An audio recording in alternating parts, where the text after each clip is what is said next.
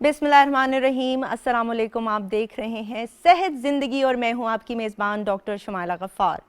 नाज़रीन, आज के प्रोग्राम में हम स्किन रिलेटेड इश्यूज़ के बारे में बात करेंगे।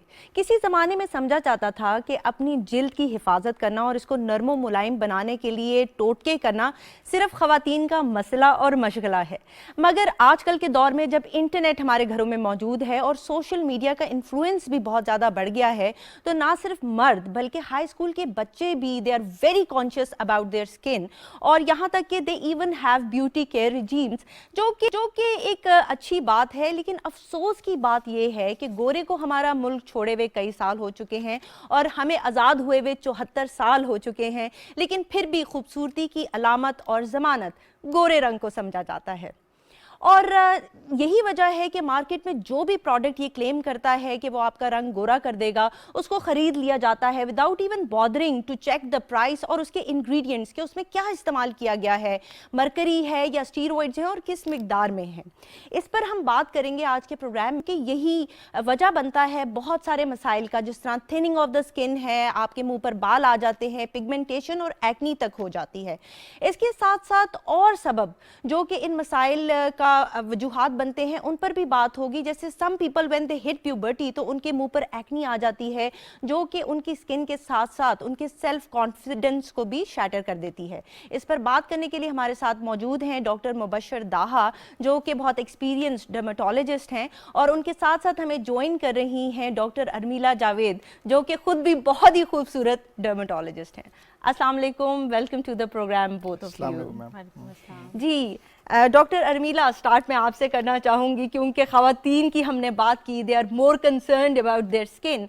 तो आप ये बताइएगा कि जिस तरह से मैंने कहा कि बहुत सारी ख़वातीन हैं जो कि अपने कॉम्प्लेक्शन को गोरा करना चाहती हैं और इसके लिए वो कोई भी जो प्रोडक्ट मार्केट में अवेलेबल है उसको इस्तेमाल कर लेती हैं, तो क्या ये प्रोडक्ट्स इस्तेमाल करने चाहिए? Are they safe to use? और जो वो क्लेम कर रहे होते हैं कि गोरा कर देंगे, तो क्या ये इसमें कोई हकीकत होती है? जिस तरह से आपने इंट्रो में बताया कि जो खूबसूरती का मेयार है और जो ज़मानत है वो हमने गोरे रंग को बना लिया अनफॉर्चुनेटली, तो ये हम लोग छोटी उम्र से बच्चों के दिमाग में ये डाल देते हैं कि शायद अगर आपने अच्छा लगना है या अच्छा दिखना है तो रंग तो गोरा होना लाजमी है, जो कि मेरे ख्याल में थोड़ा सा फॉल्ट हमारा अपना भी है और हमारी जो मीडिया है इसका भी एक रोल है इसके अंदर कि इस तरह के एडवर्टीजमेंट्स नहीं होने चाहिए बहुत ज़्यादा। दूसरी चीज़ ये है कि ऑफ कोर्स आपने जिस तरह कहा कि हर चीज़ चेहरे पे क्या इस्तेमाल की जा सकती है, हर चीज़ तो चेहरे पे इस्तेमाल के लिए नहीं बनी हुई है। और जो क्रीम्स हैं इस वक्त अवेलेबल मार्केट में और जिनकी बहुत एडवर्टीजमेंट्स भी चलती हैं, उनकी अंदर कॉम्पोजिशन नहीं लिखी होती कि इसमें क्या चीज़ डली हुई है, कितनी कॉन्सेंट्रेशन में डली हुई है, उसकी मिकदार कितनी है, सेफ्टी वाली मिकदार है कि नहीं है। बेजा इस्तेमाल होता है स्टेरॉइड्स का। बच्चियाँ जो सैलून पे जाती हैं, पार्लर्स पे छोटी मोटी थ्रेडिंग या आईब्रो कराने जाती हैं, तो वहीं पे जो पार्लर वाली ख़वातीन होती हैं उनको गाइडलाइंस देने लग जाती हैं कि जी ये फार्मूला क्रीम यूज़ कर लें। उनके पास बनी हुई पड़ी होती हैं even, which is a big crime. ये सैलून्स के ऊपर आजकल हो रहा है। वो कभी कभी जिसकी शादी होने वाली होती है लड़की को उसको दे दी जाती है। हाँ, उस पर भी बात करेंगे। यूजुअली शादियों से पहले वो इस्तेमाल कराने लग जाते किया जाता है कि आप ये यूज कर लें और इसके बड़े अच्छे ज़बरदस्त रिजल्ट्स हो जाएंगे। वो पूरा एक ब्राइडल पैकेज उनको दे दिया जाता है। या फिर कुछ ख़वातीन जिनको खुदा ना खास्ता पिगमेंटेशन हो गई है बच्चों की पैदाइश की वजह से, आयरन डेफिशिएंसी की वजह से, जो रीजंस हैं खून की कमी की वजह से, उनको क्योंकि वो डेस्परेट होती हैं कि जल्दी से ये ठीक हो जाए, वापस पुराने जैसी स्किन हो जाए, उनको भी वो तो भी इजी टारगेट है। कैसे डिफाइन करेंगी खूबसूरत स्किन क्या होती है? खूबसूरत स्किन जो होती है वो मैं कहती हूँ कि खूबसूरत स्किन एक हेल्दी स्किन होती है, जिसके अंदर आपके अंदर एक इवन टोन है। रंग आपका जैसा भी दिया अल्लाह पाक ने, वो रंग आपका अपना रंग है, वो आपकी शनाख्त है। इवन टोन होनी चाहिए, स्किन के ऊपर दाग धब्बे नहीं होने चाहिए, दाने नहीं होने चाहिए, आपकी ब्लड वेसल्स नहीं नज़र आ रही होनी चाहिए।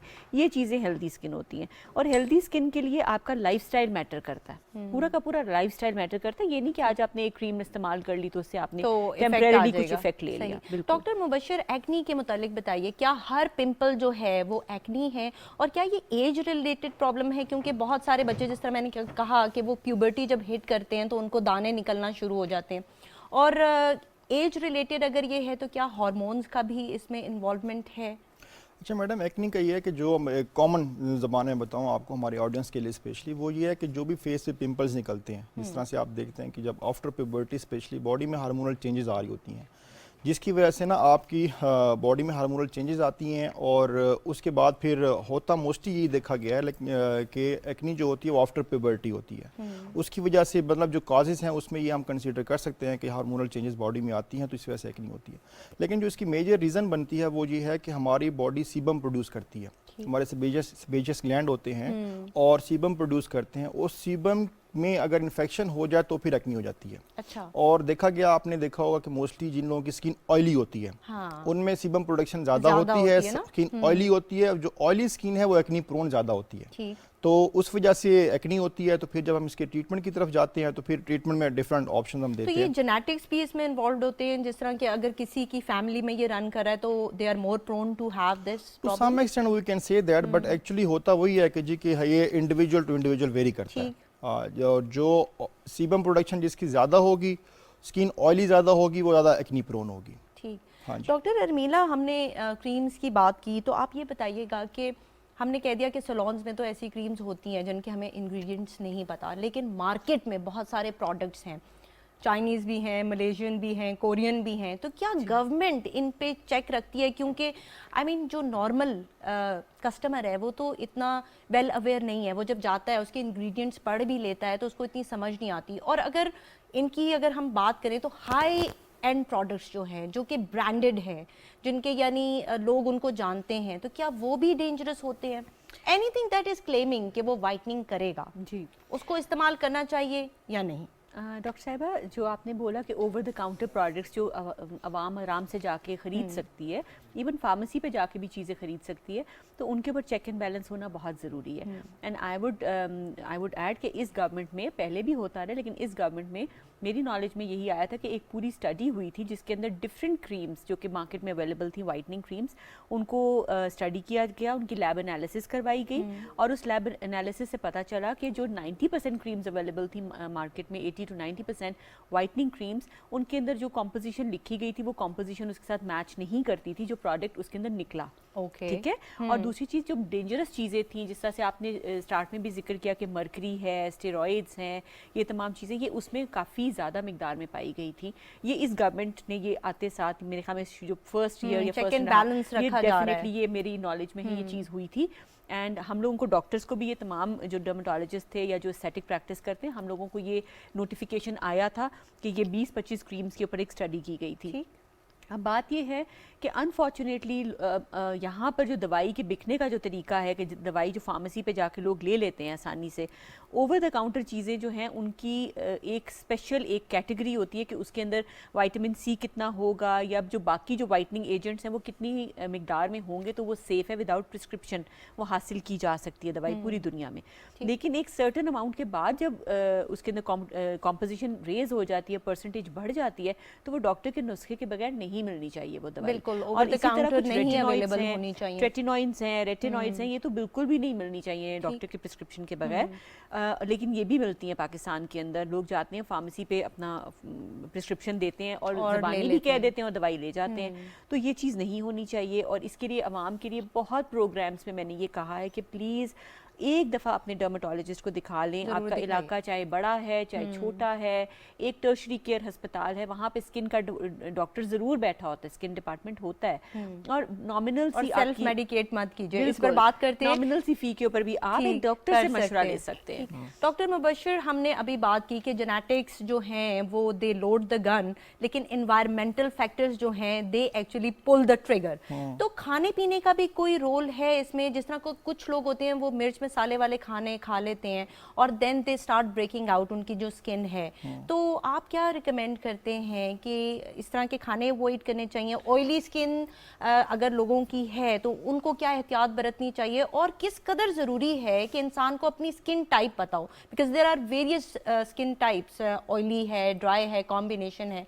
तो आप थोड़ा सा बताइए कि अपनी स्किन टाइप कैसे पता चलती है और खानों का क्या रोल है इसमें? अच्छा, खानों का भी मैडम ने खुद बताया आपको कि जो हमारा लाइफस्टाइल है वो बहुत मैटर करता है स्किन केयर के लिए, स्पेशली इधर इट्स एक्नी या वाइटनिंग है या आपकी हेल्दी स्किन है, व्हाटएवर जो है, उसके लिए हमारा लाइफस्टाइल बहुत मैटर करता है कि आप जो हमारी वेजिटेबल्स हैं, जूसेस हैं, हमारी स्लीप कैसी है, हमारी एक्सरसाइज कैसी है, तो ये सारी चीज़ें मतलब वो आपकी स्किन की हेल्थ के लिए बहुत वो होती हैं, बहुत काउंट करती हैं। इसलिए अपना लाइफस्टाइल हेल्दी रखें। जिसमें हमारी एक्सरसाइज आती है, जिसमें हमारी स्लीप इंप्रूव मतलब स्लीप प्रॉपर लें। इस तरह से हम लोग जो फ्रेश वेजिटेबल्स हैं, फ्रेश जूसेस हैं वो लें, जो आप बात कर रही हैं एक्ने के लिए भी ये चीज़ें मैटर करती हैं। दूसरा ये है कि जो मैंने बताया कि उसकी कॉज मेन वही है कि सीबम प्रोडक्शन कितनी होती है। उसके लिए हमारे पास मार्केट्स में प्रोडक्ट्स हैं, जिस तरह से सन ब्लॉक हम यूज़ कर रहे हैं, तो जिनकी स्किन ऑयली होती है उसके लिए हम लोग sebum control sunblock recommend करते हैं, अपने स्किन टाइप वाले स्किन टाइप के अकॉर्डिंग ना। और जो बात आप कर रहे हैं कि कैसे पता लगेगा, जिन लोगों की स्किन ऑयली होती है उनको ऑलरेडी अंदाजा होता है। फॉर एग्जांपल जी कि आप थोड़ी देर आपने फेस वॉश किया, उसकी थोड़ी देर बाद ही आपके फेस के ऊपर दोबारा से ऑयल प्रोडक्शन या आपको फील होना शुरू हो जाता है कि जी कि आपकी स्किन ऑयली हो रही है, या फिर ये कि आपकी स्किन पे कोई मॉइस्चराइजर सा आ गया। दो कि इट्स नेचुरल कि आपकी स्किन की हेल्थ के लिए ज़रूरी है, लेकिन जिनमें प्रोडक्शन ज़रूरत से ज़्यादा होती है उनको एक्नी होती है। और ये बात मैं ज़रूर ऐड करना चाहूँगा अपनी पब्लिक के लिए कि अगर आपकी स्किन ऑयली है, एक्नी प्रोन है, एक्नी आपको हो रही है, तो आप ट्रीटमेंट लाजमी लें एक्नी का। अब एक्नी का प्रॉब्लम ये है कि आपने एक दफ़ा ट्रीटमेंट ले लिया, एक्नी दोबारा भी हो सकती है। बिल्कुल ट्रीटमेंट लेंगे एक्नी बिल्कुल ठीक हो जाएगी, उसके बाद दोबारा भी हो सकती है। तो इसलिए इस बात पे परेशान नहीं होना, और अगर एक्नी का ट्रीटमेंट नहीं लेंगे तो फिर उसकी फर्दर कॉम्प्लिकेशन की तरफ चली जाएगी, जिसकी एक्नी की कॉम्प्लिकेशन में एक्नी स्कार आ जाते हैं, पिगमेंटेशन आ जाती है। जी बिल्कुल। अच्छा, तो जिनकी ऑयली होगी उनको अपने मुंह पर ऑयल सा फील होगा, टी जोन उनकी जो है वो ऑयली होगी। ड्राई का आपको पता चल जाएगा कि वो काफी फ्लेकी हो रही होगी। और कॉम्बिनेशन को किस तरह से आप डिफाइन करेंगे? कॉम्बिनेशन को इस तरह डिफाइन करते हैं, वो अकॉर्डिंग टू वेदर चेंज हो रहा होता है। फॉर एग्जांपल जी कि विंटर में कॉम्बिनेशन स्किन ज्यादा ड्राई हो जाती है, समर में वो ऑयली हो जाती है। और जिनकी स्किन ऑयली होती है वो विंटर में भी मोस्टली ऑयली होती है। मतलब ये कि उनको 2 के मॉइस्चराइजर की जरूरत होती है विंटर में, लेकिन एज कम्पेयर टू अदर जिनकी कॉम्बिनेशन होती है उनको मॉइस्चराइजर जितना चाहिए होता है। जो ड्राई वाले होते हैं उनको ज़्यादा चाहिए होता है, ऑयली वालों को कम, और जो कॉम्बिनेशन वाले हैं वो मॉइस्चराइज जरूर करें, लेकिन थोड़ा कंपैरेटिवली कम करना होता है उनको। सही। इसलिए और जो एरियाज ड्राई हैं वहां पर लगा लें, और जो एरियाज ऑयली है उनको छोड़ दें। नहीं, वो मुश्किल हो जाएगा उसको अप्लाई करना। मतलब ये कि आप फेस पे लगा रहे हैं और आपने सिर्फ ड्राई एरिया पे लगाया है और अपने ऑयली एरिया को छोड़ दिया। लेकिन होता मोस्टली यही देखा गया है, जो हमारी प्रैक्टिस में चीजें आती हैं, कि जिनकी ऑयली होती है वो ये नहीं होता कि उसका एक फेस का पार्ट ऑयली होगा और बाकी ड्राई होगा, वो ऑयली ही होता है। ठीक है, हाँ जी। और उसकी बस आपने थोड़ा सा ख्याल करना है कि फेस को प्रॉपर वॉश करें। और हमारे पास कुछ चीजें ऐसी प्रोडक्ट्स आती हैं कि जो ऑयली स्किन के लिए यूज होती हैं, फेस वॉश होते हैं, कुछ सोप्स हैं हमारे, वो ऑयल प्रोडक्शन को कंट्रोल कर लेते हैं, को मिनिमाइज करते हैं, कम करते हैं। जिस तरह, और दूसरा मैंने आपको बताया कि सन ब्लॉक होते हैं जो सीबम कंट्रोल होते हैं, वो यूज करें। और मैं ये कहना चाहूँगा कि सन ब्लॉक रेगुलर बेसिस पे यूज करें। सन ब्लॉक की मैं बात करूंगी, वो हम आगे चलते हैं उसकी तरफ। डॉक्टर अर्मिला, हमने बात कर ली क्रीम्स की एंड प्रोडक्ट्स की, अब आ जाते हैं फेशियल्स की तरफ। सैलून्स कहते हैं जी, आप उनके पास गए and then you are a client forever. वो कहेंगे आप ये फेशियल करवा लें, ये वाला करवा लें, बड़े बड़े फैंसी नेम्स हैं, 24 carat gold facial, activated charcoal facial. मैंने करवाना है 24 कैरेट गोल्ड के, इसमें होता क्या है? ये क्या होता है? सोना I was like 24 carat gold इतना सस्ता होता तो फिर क्या ही बात थी। ये सब फैंसी नेम्स हैं, ये सब नाम बने हुए हैं लोगों को अट्रैक्ट करने के लिए। This is a menu that you follow. जिस तरह आप नान कबाब खाने जाएंगे या वो, तो उसका नाम कोई और चेंज कर देंगे, फैंसी नेम कर देंगे, तो आप कहेंगे वाओ मैं पता नहीं कोई और चीज खाने चला गया। So they are just the fancy names. और यही बात है कि अवाम को समझना चाहिए कि आप करवा क्या रहे हैं। आपने अगर सैलून पे भी गए, मैं इसके अगेंस्ट नहीं हूँ कि आप सैलून पे नहीं जाएं, लेकिन देखिए अगर प्रॉब्लम स्किन है, जैसा डॉक्टर साहब ने कहा कि अगर एक्नी हुई हुई है तो उसका इलाज डॉक्टर के पास है, सैलून के पास उसका इलाज नहीं है। ठीक है, बल्कि ऑयली स्किन पे अगर आप फेशियल करा लेंगे तो आपने तो वहां पर वो आप अपने साथ अच्छा भी करें और गलत भी करें। अच्छा ये करें कि अगर वो फेशियल प्रॉपर्ली तरीके से हुआ है, ऑयल को कंट्रोल कर रहा है, एक्सेसिव जो स्किन ऊपर लेयर्स जम जाती हैं उसको रिमूव कर रहा है बड़ी डेलिकेटली, तो फिर तो आपका भला हो जाएगा। लेकिन अगर वो बहुत ज्यादा आपको मसाज देने लग जाएंगे फेस पे, तो वो ऑयल ग्लैंड्स को और स्टिमुलेट कर देंगे। इसके अलावा देखिए जो एक्नी होती है एक स्पेक्ट्रम होता है, ब्लैक हेड्स, व्हाइट हेड्स, दाने, ऑयलीनेस, ग्रीसीनेस, ओपन पोर्स, और इसके अलावा बहुत ज़्यादा चेहरे के ऊपर चिकनाहट नज़र आना, ये पूरा एक स्पेक्ट्रम होता है। ग्रीसी बाल भी होते हैं इन लोगों के। समटाइम्स ख़वातीन में ये होता है कि उनके हार्मोन इश्यूज भी साथ में आ रहे होते हैं और साथ में एक्नी भी हुई होती है, पीरियड्स भी गड़बड़ होते हैं, चेहरे पे बाल भी होते हैं बच्चियों के। तो ये तमाम चीज़ों को हमने एज अ डॉक्टर देखना होता है। इसलिए अगर किसी को एक्नी है तो प्लीज़ वो खाली फेशियल पे रिलाई ना करें। अगर एंटी एजिंग चाहिए या रिंकल्स ठीक करने हैं या सन डैमेज को ठीक करना है, पिगमेंटेशन को, तो सिर्फ सैलून पे जाना काफ़ी नहीं है। सैलून मेरे ख्याल में बाल बनाने के लिए रखें आप लोग, अपना थोड़ा बहुत आईब्रोज वगैरह शेप अप करानी है, इन चीज़ों के लिए रखें। सैलून पे जो स्टाफ है वो कितना ट्रेंड है इस हवाले से, क्योंकि आजकल तो हर जगह पे सैलून्स खुल गए हैं। अब आपको ये भी नहीं पता, आप जाने से पहले रिव्यूज चेक कर लें, लेकिन स्टिल यू डोंट नो कि जो स्टाफ वहाँ पर मौजूद है क्या वो प्रॉपर्ली ट्रेंड है उस पर्पस के लिए। स्टाफ को भी कम से कम मेरे ख्याल में ये उनकी एक सोशल रिस्पॉन्सिबिलिटी है कि जब खवातीन उनके पास आती हैं एज फर्स्ट लाइन वो उन्हीं को अप्रोच करती हैं जो उस सैलून पे ही जाती हैं, तो उनका भी फर्ज बनता है कि अगर वो देख रहे हैं कि बालों के अंदर बहुत डैंड्रफ हो रही है, स्किन इसकी ग्रीसी हो रही है, स्किन के ऊपर लेयर्स जमी हुई है, या मेलाज्मा आ रहा है, पिगमेंटेशन आ रही है, या फाइन लाइंस आ रही हैं, तो रिकमेंड कर दें कि आप डॉक्टर के पास जाएं। आजकल अनफॉर्चुनेटली सैलून्स ने क्या किया है कि वो डॉक्टर तक मरीज ना पहुंचे और हम लालच में कि वो हमारे पास ही रहे, उन्होंने एक डॉक्टर को भी हायर कर लिया साथ ही। अच्छा। एंड वो डॉक्टर ही वहाँ पे बैठ के रिकमेंडेशंस भी दे रहे होते हैं और वो डॉक्टर्स वहाँ प्रोसीजर्स भी कर रहे होते हैं, जो कि बिल्कुल अनएथिकल एक प्रैक्टिस है, गलत चीज़ है। ये चीज़ अवाम को मैं प्लीज जो वहाँ पर कर रहे होते हैं, they are not even certified for that, तो आप अपने डॉक्टर के पास जाइए और उसके मशवरे से जो भी वो एडवाइस करता है वो यूज कर लीजिए।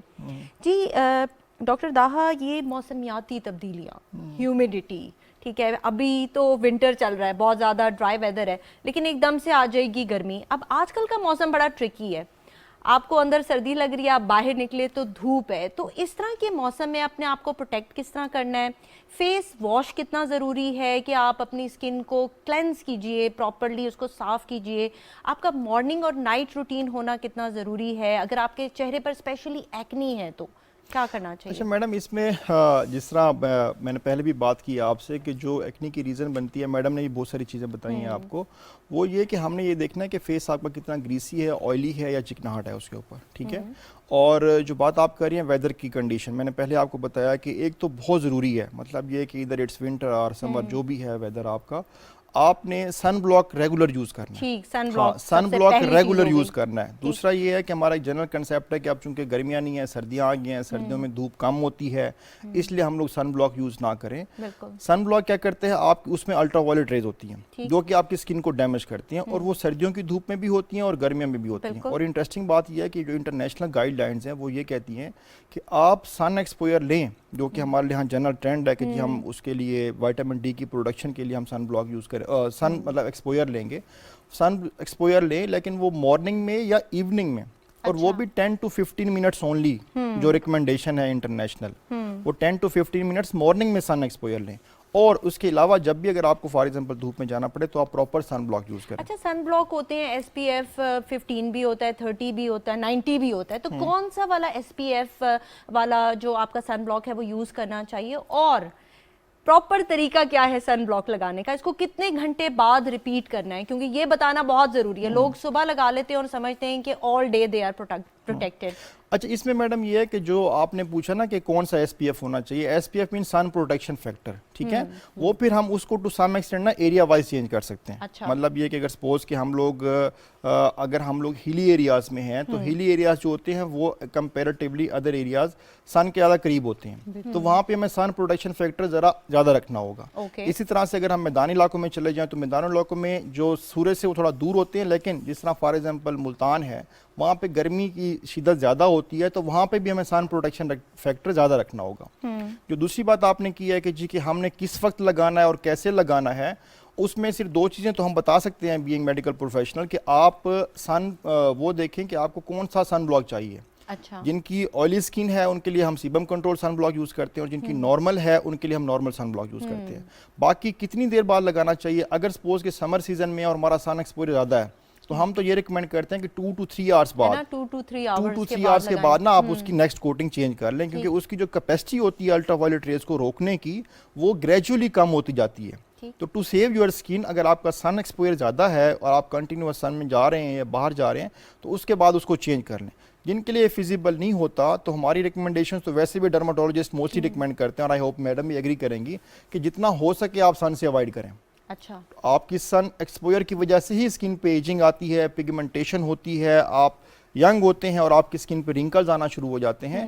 तो ये सारी मोस्टली जो रीजंस बनती हैं वो सन एक्सपोजर होता है। बिल्कुल, आपने बड़ी अच्छी बात की कि हम लोग सर्दियों में सनलाइट में बैठते हैं और बहुत सारे लोग, मैंने ये भी देखा है कि वो टैन होकर आ जाते हैं बिल्कुल। तो मैं भी उनको ये कहती हूँ कि